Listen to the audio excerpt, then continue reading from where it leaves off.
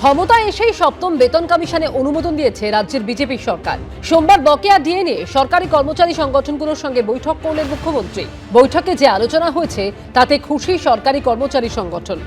আলোচনা হয়েছে, সেই আলোচনাতে আমরা অত্যন্ত সন্তুষ্ট এবং বর্তমান রূপার যে বকেয়া 42% আমরা প্রস্তাব দিয়েছি যে একটা স্থায়ী আদেশনামা বের হোক। মাননীয় মুখ্যমন্ত্রী বলেছেন যে তারা 22 তারিখে যে বাজেট পেশ হবে এই বিষয়ে কর্মচারীদের জন্য একটা ভালো সুখবর তারা দেবেন।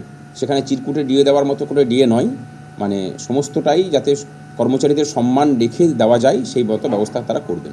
বকেয়া ডিএটা যেটা আইন মেনে যে দিতে বলেছিল সেটা all India consumer price index অনুসারে হচ্ছে না, সেটা দিতে হবে। মাননীয় মুখ্যমন্ত্রীর সঙ্গে বৈঠক ফলপ্রসূ হয়েছে, এ কথা বলতে আমাদের কোনো দ্বিধা নেই। আমরা এই যে গ্র্যান্ট ইন এইড মানে শিক্ষক অশিক্ষক বোর্ড কর্পোরেশন তার কথা বলেছি, তারা যাতে এই বকেয়াটা পায় সেটা কিন্তু দিতে হবে। বকেয়া ডিএর পাশাপাশি নতুন বেতন কমিশন সহ আরও একাধিক বিষয়ে সদর্থক আলোচনা হয়েছে বলে জানিয়েছে সরকারি কর্মচারী সংগঠনগুলি। নতুন যে পে কমিশন হয়েছে সেই পে কমিশন কাজ শুরু করবে এবং সেখানে আমাদের যে রিকমেন্ডেশন সেটা আগামী 4-5 দিনের মধ্যে পাঠাতে বলেছেন এবং বলেছেন যে জানুয়ারি মাসের দিকে তারা সেটাকে চালু করার চেষ্টা করবেন। আনন্দের খবর যে নিয়মিতভাবে মুখ্যমন্ত্রী নিজে বসা, মুখ্য সচিবের নেতৃত্বে কমিটির সাথে কর্মচারী সংগঠনগুলো বসার মতো একটা করে মেকানিজম তারা তৈরি করছেন। মুখ্যমন্ত্রী নিজেই সেটা প্রস্তাব দিয়েছেন। প্রতিশ্রুতি মিলেছে স্থায়ী পদে স্বচ্ছতার সঙ্গে নিয়োগেরও। তারা বলেছেন যে আগামী ডিসেম্বরের মধ্যে অন্ততপক্ষে 50,000 স্থায়ী পদে স্বচ্ছতার সাথে নিয়োগ করবেন এবং আগামী 7 তারিখের মধ্যে তারা নিয়োগের ক্ষেত্রে একদম মানে প্ল্যান মাফিক নিয়োগ নীতি ঘোষণা করবেন। আজকে যদি তারা আমাদেরকে সেই সভায় ডাকতেন, সেখানে আমাদের যা বক্তব্য সুনির্দিষ্টভাবে আমরা বলতাম, আমাদের আন্দোলন শুধুমাত্র অর্থনৈতিক দাবি দেওয়ার মধ্যে সীমাবদ্ধ নয়।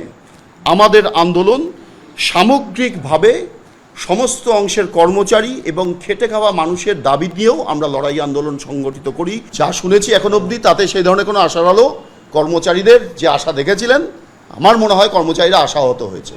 বৈঠকে সংগ্রামী যৌথ মঞ্চ ছাড়াও হাজির ছিলেন confederation of state government employees, সরকারি কর্মচারী পরিষদ সহ একাধিক সংগঠন। 42% পিছিয়ে আছি, এটা ভালো লক্ষণ নয়। 22শে জুন আমি এমন একটা ডিসিশন নেব যার ফলে সেন্ট্রালের সঙ্গে আমাদের ব্যবধানটা আস্তে আস্তে ঘুচে যাবে। ভোট অন অ্যাকাউন্টে যেটা 4% ছিল, এটা গ্রেট ধাপ্পা ছিল। আসলে অগাস্ট মাসের আগে ওটা কার্যকরী কথা ছিল না, 22শে জুন সেটাও ডিক্লেয়ার হয়ে যায়। এই দিন প্রায় 1 ঘন্টা 40 মিনিট ধরে বৈঠক চলে। সুমন খড়াই, সৌভিক মজুমদার ও সুদীপ্ত আচার্যর রিপোর্ট, এবিপি আনন্দ। এবিপি আনন্দ, এগিয়ে থাকে, এগিয়ে রাখে।